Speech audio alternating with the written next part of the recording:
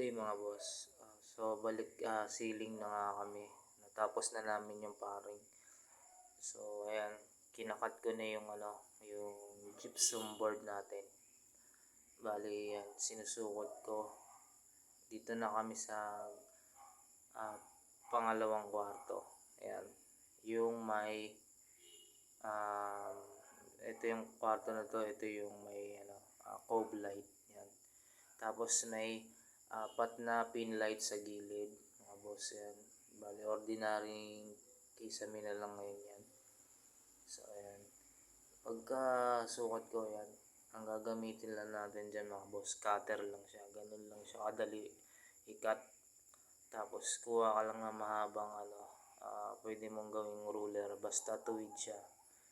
Basta alam mong tuwid yan, kagaya yan, yung metal paring na yan. Pwede na yan. Kasi parang chok lang namang yan, gypsum board na yan.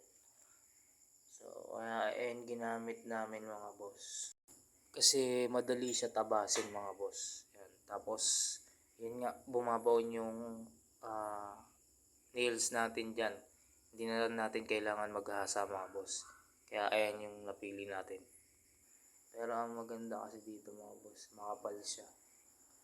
So, bawas init din yan sa summer, sa tag-init yan. Kasi nga makapal siya.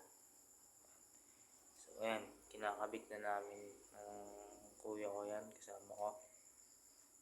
Ayan, bali siya yung taga barena. Siya yung taga kabit. Ako yung taga sukat. Diyan yung mga siro na lang yung kinakabit namin.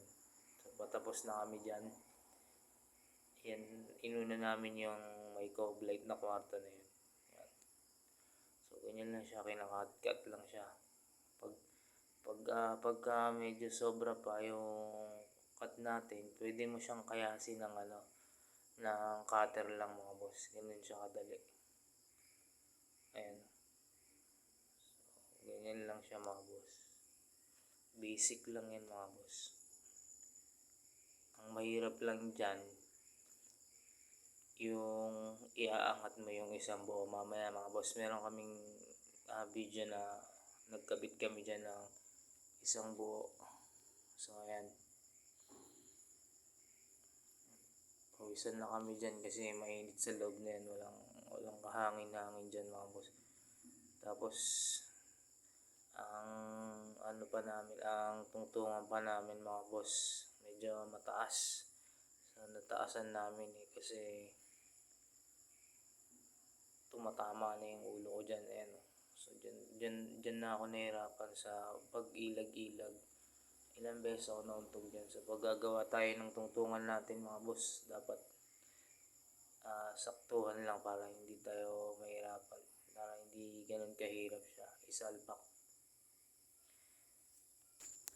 Ayan. Tapos ayan, palitan kami magkabit.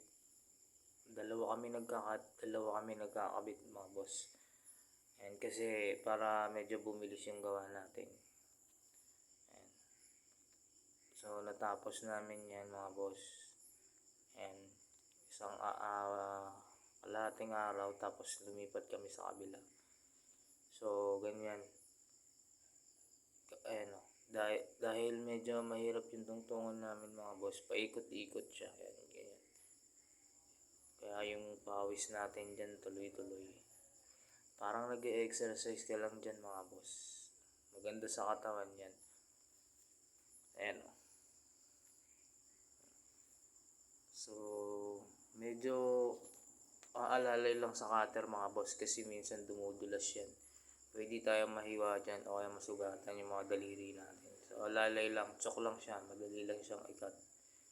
So, ayan, pagkakat natin, ayan, kuha tayo ng metro. So, ayan, sukat tayo ng zero doon. So, yung maliit na kakabitan natin sa corner mga boss. Ayan, so, pawis tayo dyan, umaga pa lang. So, ayun na yung pinakalas dyan sa kwarto na yan mga boss. Tabi ng bintana, tsaka aircon. Yan. So, ako na nagkabit nyan.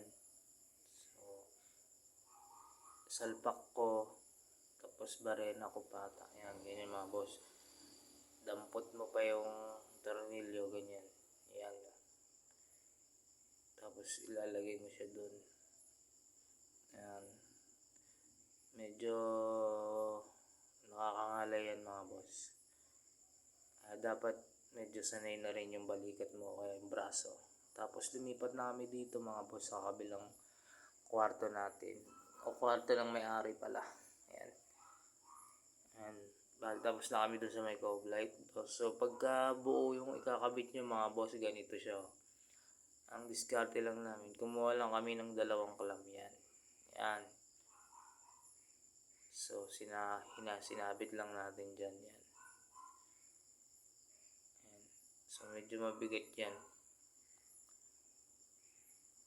Lalo na pag mag-isa ka lang mga boss. So kailangan, mas maganda pag 2 kayo. Mas madali. Yan. Bali, sentro lang natin yung side niya mga boss dun sa metal paring. Ayan. Meron pa siyang bakante para sa pagkakabitan ng isang gypsum board. Ganyan. So, nakasukat yan. Yung isang buo na yan. Sukat yan doon sa kinabit nating metal paring mga boss. Yan. So, ganyan lang mga boss. So, diretso barena siya dyan. Ang maganda pa dyan sa gypsum board na yun mga boss. Bumabaon na yung ano niya. Yung black screw niya. Hindi mo na siya kailangan kasain. Diretso pahid ka na ng skin coat dyan. Yan, padila-dila pa siya oh. Kala mo hindi nahirapan eh. Ayan mga boss yan. So ganun lang kadali pagka nasalpak mo na ng may clamp yan mga boss. Alalay na lang, hindi ka na persado dyan yan. Puro baray na lang si kuya dyan yan. Basic lang. So ganun lang mga boss.